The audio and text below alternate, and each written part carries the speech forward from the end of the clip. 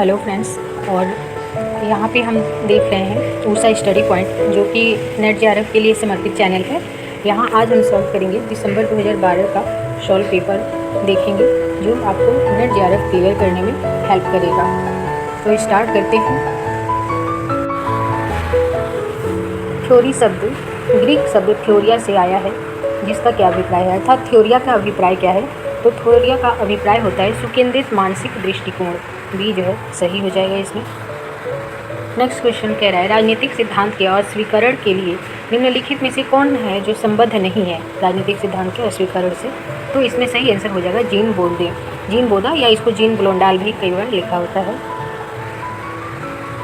निम्नलिखित में से किसने कहा है कि नकारात्मक स्वतंत्रता सकारात्मक स्वतंत्रता से उच्च होती है।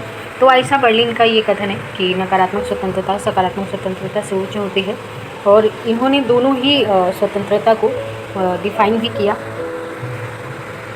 निम्नलिखित में से कौन सा कथन सत्य है। तो सामाजिक न्याय समता के सिद्धांतों का उल्लंघन करता है, ये सत्य नहीं है। सामाजिक न्याय नैतिक तर्क संगतता से प्राप्त होता है, ये सही है। अन्य स्टेटमेंट भी आप देख सकते हैं। निम्नलिखित में से कौन सा माओ के नेतृत्व में सर्वप्रथम जन आंदोलन था। तो सैकड़ों फूल खिलने दो और अनेकों विचार संप्रदाय को शामिल होने दो, ये माओ के नेतृत्व में पहला जन आंदोलन था, और ये उनका नारा भी था उसमें। लेनिनवाद की खोज किसके द्वारा की गई। तो स्टालिन द्वारा लेनिनवाद की खोज की गई थी। द गुड बोटमैन पुस्तक के लेखक कौन है। तो राजमोहन गांधी जो है द गुड बोटमैन नामक पुस्तक के लेखक हैं। निम्नलिखित में से कौन सा कथन सत्य है। प्लेटो की रिपब्लिक नीति शास्त्र की पुस्तक है, या राजनीति की पुस्तक है, या नीति और राजनीति दोनों की पुस्तक है, ये जो है सही है। निम्नलिखित में से कौन सी पुस्तक एम एन राय द्वारा नहीं लिखी गई है। तो फ्यूचर ऑफ इंडियन पॉलिटिक्स, ये राय एम एन राय की ही है। गांधीज्म, नेशनलिज्म एंड सोशलिज्म, ये भी इन्हीं का है। न्यू ह्यूमनिज्म, ये भी एम एन राय का है। नेशनलिज्म, रैशनैलिटी और रेवोल्यूशन, ये एम एन राय का नहीं है। निम्नलिखित में से किसने धन की तुलना महिला से की है। तो मैकियावेली ने धन या संपत्ति की तुलना जो है महिला से की है, और ये धन को शक्ति से भी तुलना करते हैं। निम्नलिखित में से कौन सा एलिनेशन से संबंधित नहीं है। तो थोड़ा ध्यान से पढ़ेंगे तो क्वेश्चन एलिमिनेट भी कर पाएंगे। देखिए यहाँ पे पॉवर्टी ऑफ फिलॉसफी, ये एलिनेशन से संबंधित नहीं है, और ये एक दार्शनिक किताब है।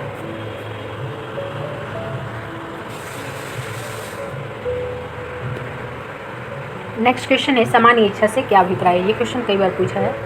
तो सामान्य इच्छा का अभिप्राय है वास्तविक इच्छा या सामान्य हित की इच्छा, अगर ऑप्शन में दिया हो तो सही होगा। कथन एवं कारण संबंधी प्रश्न है। कथन है कि सामाजिक संविदा से संप्रभु सरकार स्थापित की थी या की गई थी। कारण है नागरिकों को सभी कानूनों का पालन करने अथवा किसी भी प्रकार की सरकार को स्वीकार करने की पूर्ण बाध्यता है। तो आसान क्वेश्चन है, पूर्ण बाध्यता तो बिल्कुल भी नहीं है। तो कथन सत्य है और कारण असत्य है, इसलिए इसका आंसर सी हो जाएगा।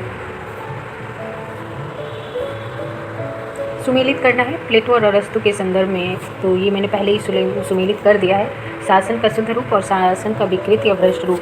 तो राजतंत्र को प्लेटो और अरस्तु ने शुद्ध शासन का शुद्ध रूप माना है, और अत्याचारी शासन उसका विकृत रूप है। कुलीन तंत्र इसका विकृत शासन है या रूप है। अल्पतंत्र राज्य व्यवस्था का विकृत रूप माना है लोकतंत्र को, इम्पोर्टेंट है और सही है। आदर्श राज्य तो सम्मान तंत्र या प्रथम अवस्था इसको कहा गया है। सुमेलित करें लेखक एवं पुस्तकें। रिचर्ड एटनबरो की पुस्तक है Gandhi fighter without a sword. Louis Fischer की किताब है the life of Mahatma Gandhi. E.H. Carson की बुक है गांधी ट्रूथ, और J. एटोन की बुक है इन सर्च ऑफ गांधी। सुमेलित करना है सिद्धांतवादी और पद्धति उनकी क्या है।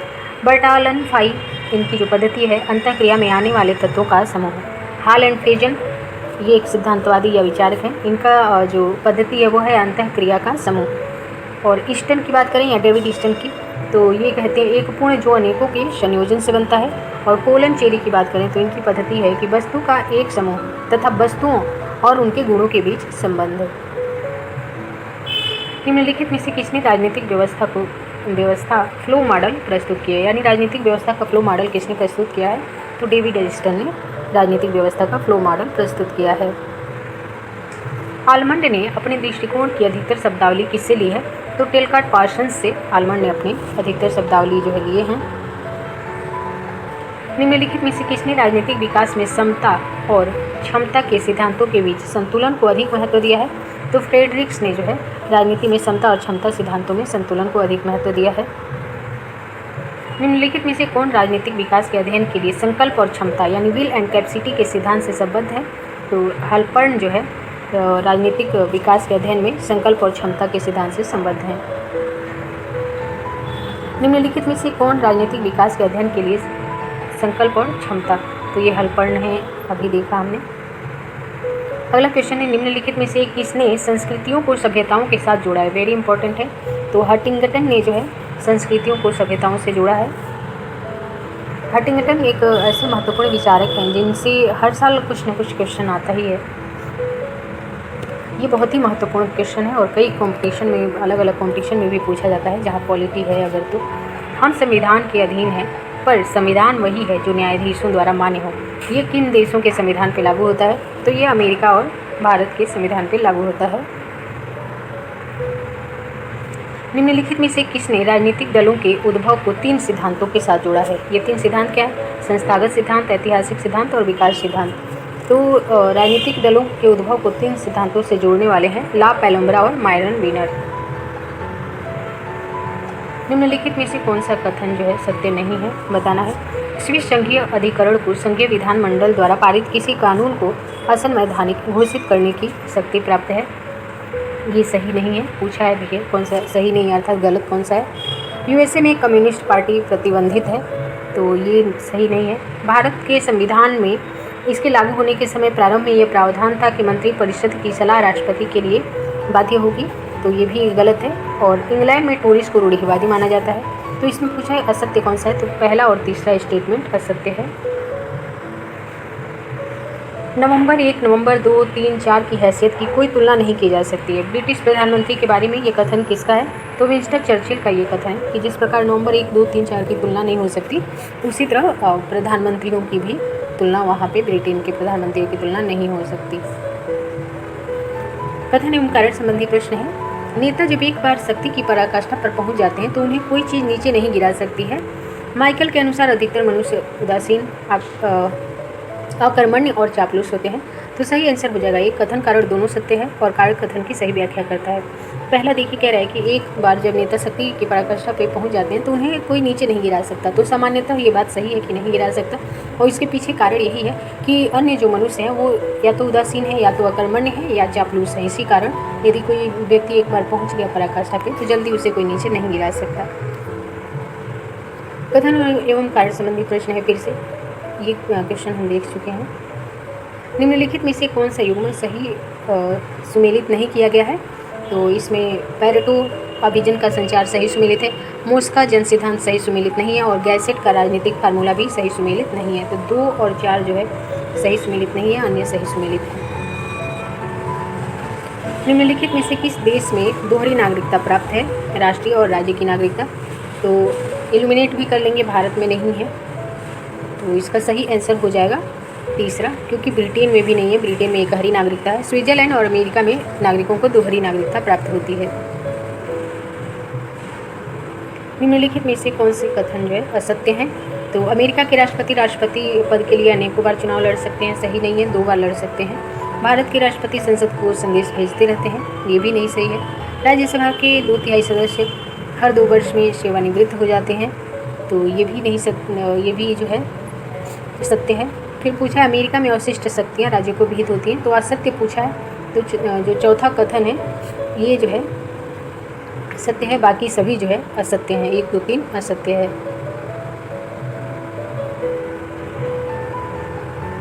अभिजन सिद्धांत की सर्वप्रथम ये आरंभ कहाँ पे हुआ था? तो सर्वप्रथम ये सेंट्रल और वेस्टर्न यूरोपीय देशों में जो है शुरू हुआ था अभिजन का सिद्धांत। भारतीय संविधान की प्रस्तावना में उदारता, समानता और भाईचारे का आदर्श जो प्रतिस्थापित है, उसकी प्रेरणा मुख्यतः कहाँ से मिली? तो उसकी प्रेरणा मुख्यतः फ्रांसीसी क्रांति से मिलती है। जैसे समानता और बंधुत्व, भाईचारे का जो भी प्रेरणा है ये फ्रांसीसी क्रांति से मिला है। भारत के राष्ट्रपति पद के लिए प्रत्याशी का नाम कौन प्रस्तावित करता है? तो भारत के राष्ट्रपति पद के लिए प्रत्याशी का नाम, निर्वाचक कॉलेज जो होता है उसके कोई भी 10 सदस्य, क्योंकि ये 2012 का क्वेश्चन है। और वर्तमान में ये कंडीशन बदल गई है। वर्तमान में राष्ट्रपति पद पे यदि किसी उम्मीदवार को चुनाव लड़ना है तो कम से कम उनके 50 प्रस्तावक और 50 अनुमोदक की आवश्यकता होती है। नेक्स्ट क्वेश्चन है, निम्नलिखित में से कौन सा अनुच्छेद भारत के मूल संविधान का अंश नहीं है? तो इसमें दूसरा और चौथा सही आंसर हो जाएगा। अनुच्छेद 300 जो है ये 44वें संविधान संशोधन द्वारा जोड़ा गया, जिसके तहत संपत्ति के अधिकार को मौलिक अधिकार से विधिक अधिकार में बदल दिया गया। और अनुच्छेद 51 भी जो है ये भी बाद में जोड़ा गया है, और अन्य जो है पहले से मूल संविधान में है। भारत के निम्नलिखित पूर्व राष्ट्रपति में से किसने भारतीय डाकघर संशोधन बिल को लंबित रखा? तो जैल सिंह है, और कई बार पूछा है ये। किसने कहा है कि सभी की सांप्रदायिकता हानिकारक है? अगर ये अल्पसंख्यकों की है तो पृथकता पर आधारित है, और बहुसंख्यकों की है तो अंततः ये फासिज्म में फलीभूत होती है। बिपिन चंद्रा का ये कथन है। डेमोक्रेसी एंड डिसकंटेंट पुस्तक के लेखक कौन है? अतुल कोहली जो है इम्पोर्टेंट राइटर हैं ये। डेमोक्रेसी एंड डिसकंटेंट पुस्तक के लेखक हैं। भारत में विपणन राज्यतंत्र के उभार पर किसने बल दिया था? मॉरिस जॉन्स ने भारत में विपणन राज्यतंत्र के उभार पर बल दिया था। भारतीय राज्य के स्वरूप को वृद्धि संबंधी लोकतंत्रात्मक आधुनिकीकरण किसने माना है? तो रजनी कोठारी ने भारतीय राज्य के स्वरूप को वृद्धि संबंधी लोकतंत्रात्मक आधुनिकीकरण माना है। राष्ट्रीय अभियान और केंद्र में विकास के आधार स्वरूप उद्यम वृत्ति वर्ग समझौता पुनः वितरण योग्य छूट का स्वतः निषेध नहीं करता है। ये कथन किसका है? तो ये कथन अतुल कोहली का है, इसलिए इम्पोर्टेंट है।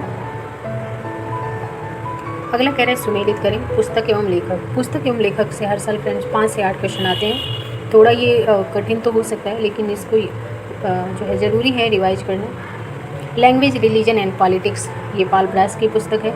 Party building in new nation Myron Weiner की पुस्तक है। The painful transition bourgeois democracy Achin वर्नाई की किताब है। India in transition freeing economy Jagdish Bhagwati की किताब है। तो इसमें कम से कम आपको 2 बुक्स तो याद होनी चाहिए। India in transition freeing economy Jagdish Bhagwati की है, और पाल ब्रास और मायरन विनर इनकी बुक्स भी इम्पोर्टेंट होते हैं। अगला कह रहा है कि निम्नलिखित समितियों के गठन को सही क्रम से लगाएं। तो ये मल्टी टाइम आस्किंग क्वेश्चन है, बहुत वेरी इंपॉर्टेंट है। सर्वप्रथम बलवंत राय मेहता समिति आया 1957 में, और उसके बाद से अशोक मेहता समिति 77 में, GV.K. राव समिति 85 में, और LM सिंघवी समिति जो है 86 में आया। कथन एवं कारण संबंधी प्रश्न है। भारत में राजनीतिक दलों ने अपनी पहुंच बढ़ा दी है, परंतु उनकी वैधता को गहन क्षति पहुंची है। ये कथन सही है। फिर कह रहा है राजकीय स्तर पर जो पार्टी व्यवस्था के समेकन को राजकीय स्तर पर पार्टी व्यवस्था के समेकन को राष्ट्रीय स्तर पे संकलित नहीं किया जा सकता। तो दोनों ही कथन सत्य हैं, कथन कारण सत्य है, और कारण कथन की सही व्याख्या करता है। भारत के संविधान का कौन सा अनुच्छेद प्रबंधन में विधान के माध्यम से कर्मचारियों की प्रतिभागिता सुनिश्चित करता है? वेरी इंपॉर्टेंट है। अनुच्छेद 43 से जो है जो भी प्रबंधन है उसमें कर्मचारियों की प्रतिभागिता को सुनिश्चित करता है। अगला है निम्नलिखित में से किसने अनुच्छेद 356 को सुरक्षा का पाठ कहा था? तो डॉक्टर भीमराव अम्बेडकर ने अनुच्छेद 356 को सुरक्षा का पाठ कहा था। सुमेलित करना है पुस्तक एवं लेखक। Dalit visions the anti caste movement and the construction of Indian identity Gail Omvedt की किताब है। Peasant movement in India very important है, ये DN धनागरे की किताब है। और foreign identities gender communities and state Zoya Hasan की किताब है। और institutionalising panchayati raj in India ये V. वेंकटेशन की किताब है। नेक्स्ट कह रहा है कि विकासशील समाज में सिविल सेवा के बारे में निम्नलिखित कथनों पर विचार करें, और इसमें सत्य कथन का चयन करना है। तो इसे परिवर्तन के उपकरण के रूप में क्रिया करनी चाहिए, सही है। सामाजिक समता के लिए इसका सरोकार होना चाहिए, ये भी सही है। निहित स्वार्थों के लिए इसका सर्वनिष्ठ सरोकार होना चाहिए, स्वार्थों के लिए तो नहीं होना चाहिए। इसे राजनीतिक रूप से तटस्थ होना चाहिए। तो 1, 2 और 4 जो है सत्य है, तीसरा सत्य नहीं है। अगला कह रहे हैं सुमेलित करें। ध्यान देने का विस्तार तो ये एविक डेक्यूनाश से संबंधित है। श्रेणी प्रक्रिया वेरी इंपॉर्टेंट है, मोने अम्ब्रेले से संबंधित है, बहुत बार पूछा है। और मानवीय संबंध सिद्धांत भी वेरी इंपॉर्टेंट है, एल्टन मेयो का है। प्रक्रियात्मक फोरमैनी प्रक्रिया FW टेलर का है। तो ये क्वेश्चन ही वेरी वेरी इंपॉर्टेंट है। बिलोवी द्वारा अपनी पुस्तक प्रिंसिपल ऑफ पब्लिक एडमिनिस्ट्रेशन में प्रशासन के सिद्धांत के रूप में निम्नलिखित में से क्या सम्मिलित नहीं किया गया है? तो समन्वय नहीं सम्मिलित किया गया है, बाकी सामान्य उपरला प्रशासन, वित्त, वैयक्तिक प्रशासन, ये सभी जो है शामिल किए गए हैं। अगला क्वेश्चन है, आदेश की एकता सिद्धांत मुख्यतः किसे सुनिश्चित करता है, क्या सुनिश्चित करता है? तो सही आंसर हो जाएगा जवाबदेहिता, क्योंकि आदेश जब किसी एक व्यक्ति से प्राप्त होगा तो उसी एक व्यक्ति की जवाबदेहिता होगी। नेक्स्ट है, टेलर के वैज्ञानिक प्रबंध की मुख्य विशेषताओं में से एक क्या नहीं है? तो सही आंसर हो जाएगा निर्णय लेने में भागीदारी। जो टेलर का वैज्ञानिक प्रबंध है उसकी ये विशेषता नहीं है, निर्णय लेने में भागीदारी। अगला क्वेश्चन है, वेबर के आदर्श प्रकार की नौकरशाही को विकासशील समाजों के लिए अनुपयुक्त किसने बताया? वेबर ने जो नौकरशाही का अपना सिद्धांत दिया है तो विकासशील समाज के लिए उसे अनुपयुक्त किसने माना? तो FW रिक्स ने उसे विकासशील देशों के लिए अनुपयुक्त माना है। नेक्स्ट है, भारतीय संसद की आश्वासन समिति किसका उपकरण है? तो वैधानिक नियंत्रण का उपकरण है। हर्बर्ट साइमन के अनुसार यदि कोई निर्णय व्यक्तिगत उद्देश्य की ओर निर्दिष्ट हो तो वह होता है, क्या होता है? तो व्यक्तिगत रूप से संगत होता है। लाइन और स्टाफ के कार्य में अंतर करने का सर्वाधिक तार्किक मापदंड क्या है? तो अधिकार संबंध जो है, ये लाइन और स्टाफ में जो है सर्वाधिक तार्किक जो अंतर है वो है, क्योंकि जो लाइन है उसे क्रियान्वयन का अधिकार होता है, जबकि स्टाफ जो है इसे परामर्श देने का अधिकार होता है। लोकपाल और लोकायुक्त बिल 1968 जिसे लोकसभा ने पारित किया था वह निरर्थक क्यों हो गया? तो निरर्थक इसलिए हो गया बिकॉज चतुर्थ लोकसभा की समय अवधि से पहले ही भंग हो गई थी। जिस लोकसभा ने उसे पारित किया था वो लोकसभा ही समय से पहले भंग हो गई, इसीलिए 1968 में लोकपाल और लोकायुक्त बिल पारित हुआ था लोकसभा द्वारा, वो निरर्थक हो गया। अगला क्वेश्चन कह रहा है, केंद्रीय सतर्कता आयोग किसकी सिफारिश पर स्थापित किया गया था? तो संथानम कमेटी की रिपोर्ट पे, इंपॉर्टेंट है, कई बार पूछा भी है। संथानम कमेटी की रिपोर्ट पे या सिफारिश पर केंद्रीय सतर्कता आयोग की जो है स्थापना की गई थी। नेक्स्ट है, निम्नलिखित कमेटियों में से किस कमेटी की रिपोर्ट में कहा गया कि सामूहिक विकास कार्यक्रम और राष्ट्रीय विस्तार सेवा लोगों में या लोगों के उत्साह को जगाने में असफल रहे हैं? तो बलवंत राय मेहता कमेटी की ये रिपोर्ट थी कि जो सामूहिक विकास कार्यक्रम है या राष्ट्रीय विस्तार सेवा है ये लोगों के उत्साह को जगाने में असफल रहे हैं। अगला क्वेश्चन है, सी राजगोपालाचारी द्वारा एक अच्छे प्रशासक के 6 अपेक्षाओं की सूची के अंतर्गत किसे सम्मिलित नहीं किया गया है? तो तकनीकी मामलों में विशेषज्ञता को राजगोपालाचारी द्वारा जो है सम्मिलित नहीं किया गया या महत्व नहीं दिया गया। रिश्वत निवारण के लिए संथानम कमेटी की स्थापना कब हुई थी? तो 1962 में संथानम कमेटी की स्थापना हुई थी। कथन एवं कारण संबंधी प्रश्न है, आदेश की इकाई का व्यवहारिक प्रयोग सदैव संभव नहीं होता है और तकनीकी एवं प्रशासनिक कार्य के लिए भिन्न प्रकार के पर्यवेक्षण होने चाहिए। तो कथन एवं कारण दोनों सत्य हैं, कारण कथन की सही व्याख्या करता है। नव यथार्थवाद क्या है? तो सही आंसर हो जाएगा यथार्थवाद की मूल विचारधारा का अधिक वैज्ञानिक रूप में पुनर्कथन करने का प्रयास ही नव यथार्थवाद है। सुमेलित करना है लेखक एवं पुस्तकों। तो हेडली बुल की पुस्तक है एनार्कियल सोसाइटी, नोम चोम्स्की की बुक है फेल्ड स्टेट, रॉबर्ट कपलान की बुक है मानसून और केनेथ बाल्डिंग की बुक है कॉन्फ्लिक्ट एंड डिफेंस। उपरोक्त जो 3 बुक्स हैं वो इम्पोर्टेंट ज़्यादा हैं।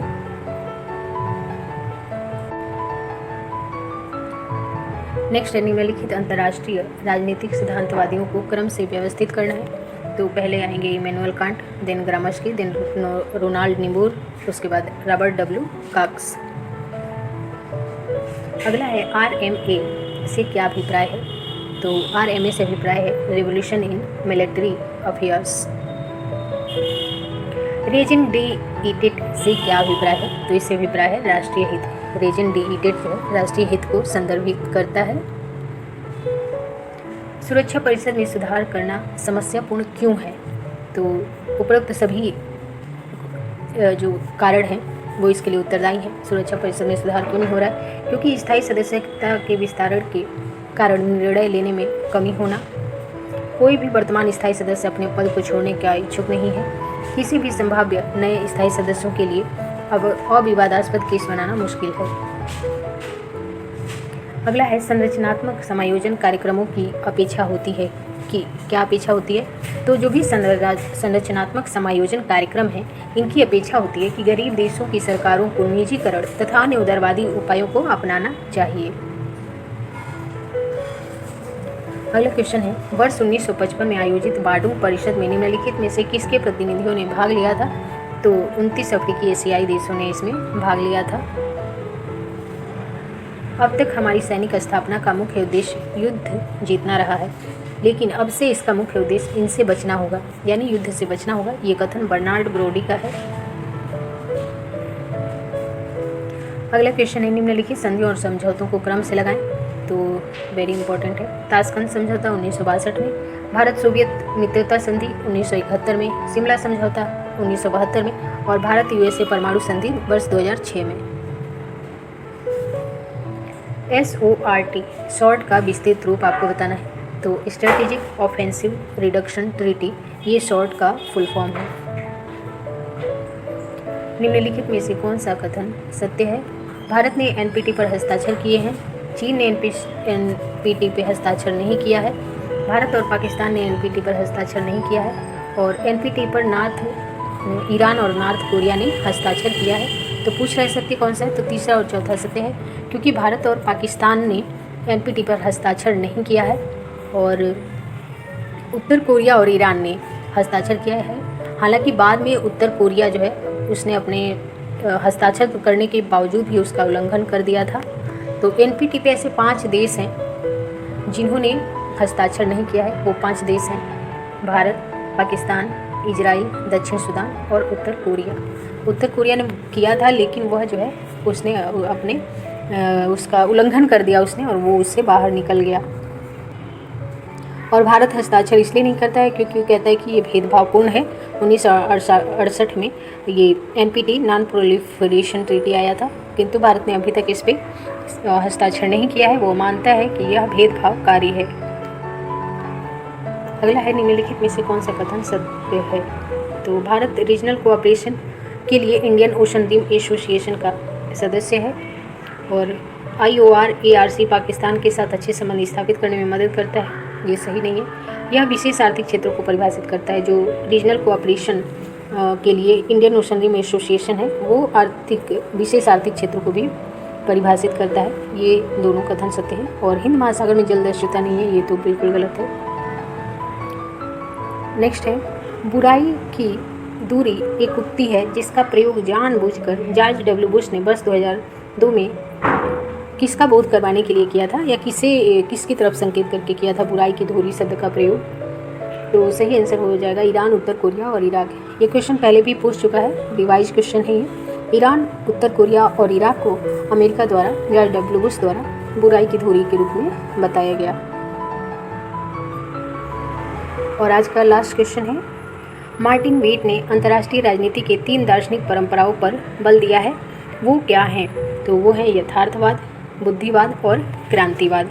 तो इस प्रकार हमने दिसंबर 2012 का पेपर देखा, 75 क्वेश्चन टोटल, और आई होप कि ये आपको हेल्प करेगा रिवीजन में और नेट JRF क्वालिफाई करने में। तो आज के लिए अभी के लिए इतना ही। धन्यवाद।